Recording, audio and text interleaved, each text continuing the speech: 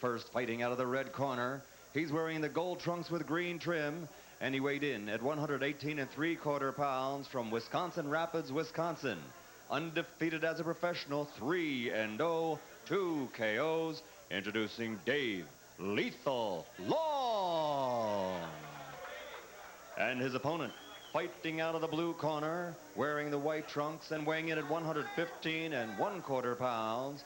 He's originally from Edmonton, Canada, but now fighting out of Las Vegas, Nevada, making his professional debut. He was a member of the Canadian Olympic team. Let's hear it for the little bulldog, Scotty Olson.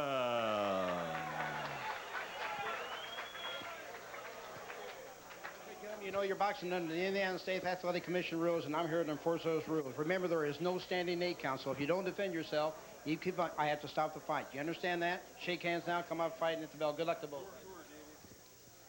Succinct speech, and you look at Scotty Olson out of the Olympic Games. Fought for Canada, as mentioned, and in the other corner, Dave Long out of Wisconsin Rapids, Wisconsin. I would expect Wisconsin Rapids to be in Wisconsin. One would think so, yes. It's north of Milwaukee, west of Green Bay. Does that help you any? Very good.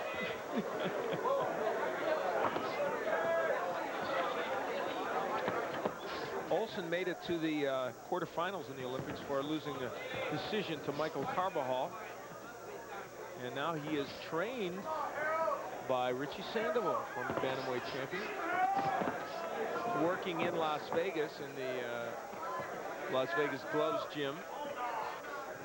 A lot of pretty good young fighters in that gym. Yeah, Vince Phillips, among others. In the Olympic Games, they called Scotty Olson Popeye. Gosh, I wonder why. Yeah. He said he's a little nervous about his pro debut, but he's been looking forward to it. And he said it was delightful today when we talked to him, saying that he said, I just want to have fun as a pro. That right hand was no fun from Dave Long. Both these young men, very, very amiable guys and really fun to talk to. I think if you're going to be a super flyweight, you may as well be in it for fun, because there's not going to be any big paydays. It's true. Michael Carbajal, an exception perhaps. They're trying to make him the first $1 million fighter in that weight division, and he's got a fight upcoming against Tony DeLuca, that's going to be quite a challenge for him. Well, he sure is a guy that has improved. You could see his improvement with every fight since he turned pro. Olson wailing away, as is Long. This is a good action fight. Good body work by Olson.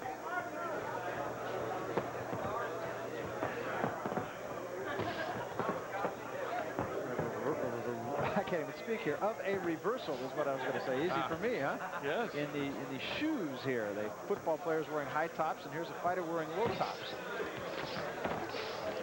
Dave Long, different kind of footwear.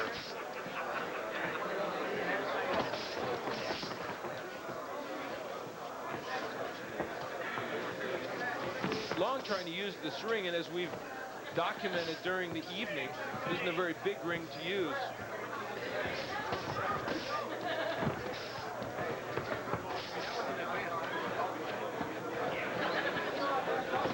Reddening alongside the left eye of Long. Stop punching. For that matter, a little reddening alongside the right eye of Olson. They've both taken some shots, and there's been some banging of heads in the inside also.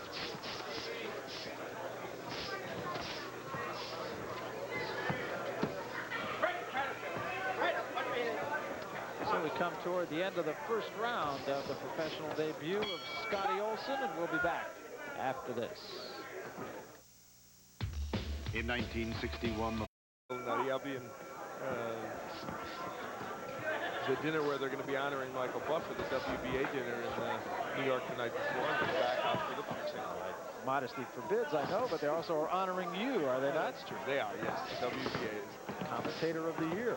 Which we now know that you've been nominated by the Boxing Writers for Commentator of the Year next year. I'm really flattered by That's that. very nice. In some good company, along with Sam Rosen, Yes. a man who's graced these tables also, and we're proud of you and happy for you. Ken Dennis, our producer, and Barry Clem also passed those words along. Olson wailing away with that left hook on the inside, and that has been a good weapon for him so far in this bout, and I think that's maybe one of the differences.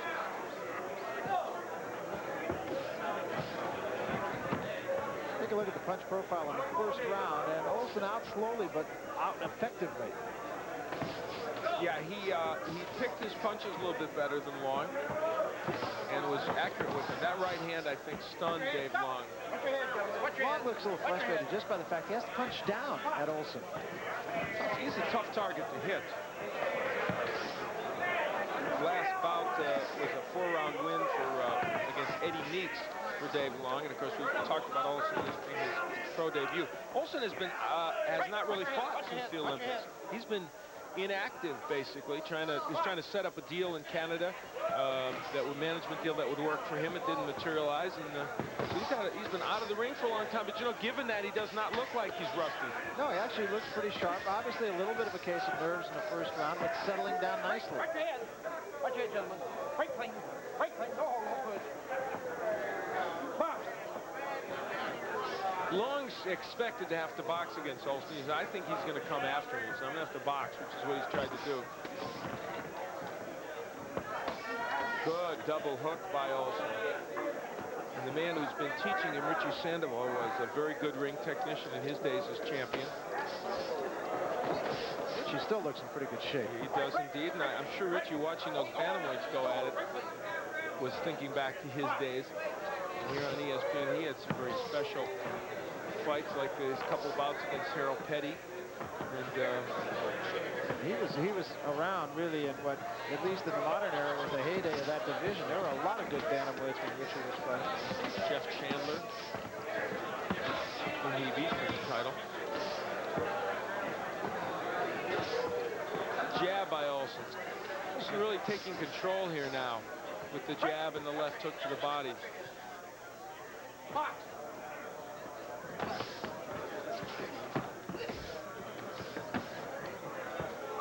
Olson really starting to control this fight now. Good second round for him. There's Richie Sandoval, the man we talked about. You know, you're doing very well with those left hooks to the body. Hey, I'm impressed. Gotta keep working those body shots. Actually giving his charge a little bit of a compliment. Deep inhales, way up. Way up, holding it out nice and easy. Relax. You're gonna see how these body shots are they're doing very well. Don't worry about it. They're doing very well. You're gonna see how these body shots. Well, there's the right hand, but Richie Sandoval impressed also with the left hooks of Olson, and a lot of encouragement from Richie. It's bigger, but that's what's better, okay? You can flip them punches. Main thing is not to stand in front of him, all right? Just keep Watch that head, watch that head. Succinct and to the point, and that's what you want to do as a cornerman. You want to give your man a couple of pieces of advice that he can deal with and repeat it 2 or 3 times. The best in boxing, in my opinion, the best in boxing at giving instructions in between rounds is Jesse Reed. Yes, I completely agree with you. And it's because he has a rhythm. He will, when you sit down, he gives you 15 seconds, then he tells you the things he wants you to know. He waits 15 seconds, and just a little bit before you're going to go out, he repeats the couple of things that he wants you to remember since they are in your head. Had a chance to see much of Jesse as we look at your card, and shutout being pitched by Olson so far. Yeah, he is doing a number on Dave Long. Jesse in the corner of Frank Tate yesterday, in a losing corner. But it would be nice to see him involved in more of the boxing. Yeah, it really would. Jesse actually worked as a commentator. Yes, he did. One You've fight. worked with everybody in America. Almost. There are only 3 announcers I've not worked with, and we have an APB out to find them. We don't know where they are. There's a nice right hand by Olson. Of course, you get around yourself during his basketball season.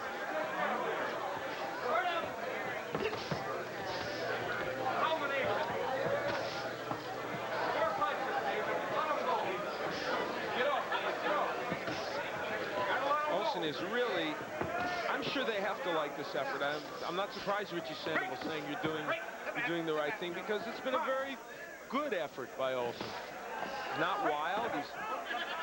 He's being aggressive, but his punches are crisp, pretty short. Yeah, it's a good test for him. I mean, Long with 3 fights experience, and all 3 were victories. Got a couple of knockouts on his record. Yeah, there are definitely worse guys you could fight in your first fight than Dave Long. Davis, a journeyman who, you know, had not even beaten. You can't call him a journeyman. The right hand that hurt Long a minute ago, and he had another right hand just there.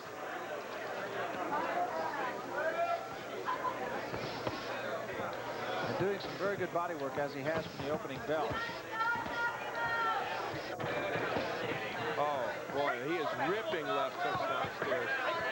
Dave Long feeling those shots. Now in a defensive posture. Yeah, really trying to cover up for those body shots. We have seen so much good body work tonight from our first fight, especially Diego Avila, Harold Grazier, and now in this one. It's been an excellent round for Olson. Right hand to the chin has Olson, or rather has Long hanging on as we come to the end of the 3rd round.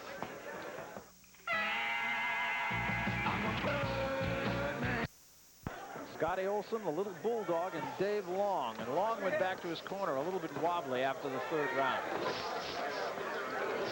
Dave Long has not had good success with his jabs.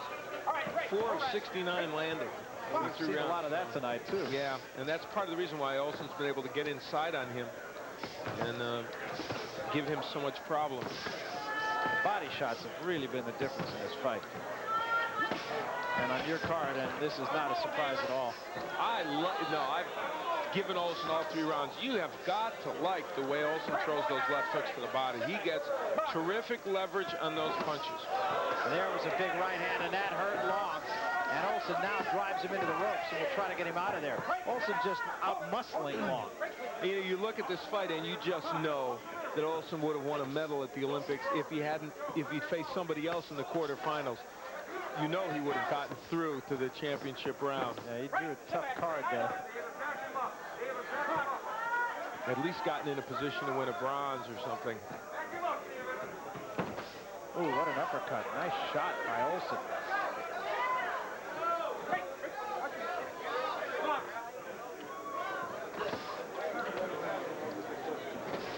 Long did win a couple of open state titles in Wisconsin as an amateur. He is a tired hombre right now. And you can see the difference in the caliber. He just didn't have the kind of international experience that Olson did.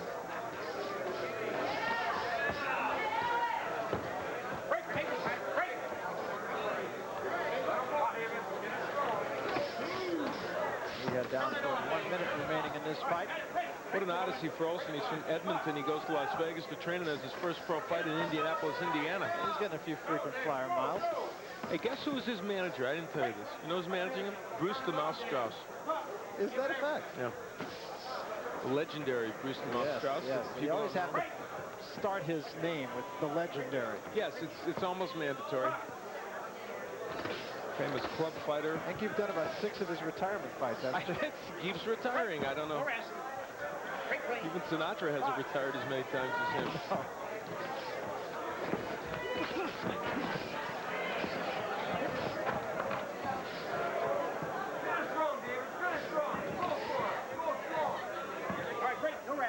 Olson throws those punches that Mike Tyson describes as with bad intentions.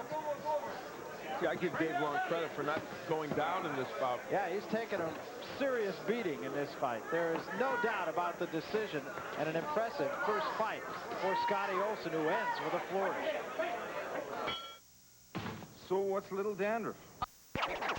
Caldwell and Fred Jones all scored about the same, 40-36 for the winner. By unanimous decision, the little bulldog, Scotty Olson. Well, I'll tell you what, Al, a little bulldog has a pretty big bite. He does indeed. An excellent performance by Scotty Olson. One that shows you he'll be a good pro.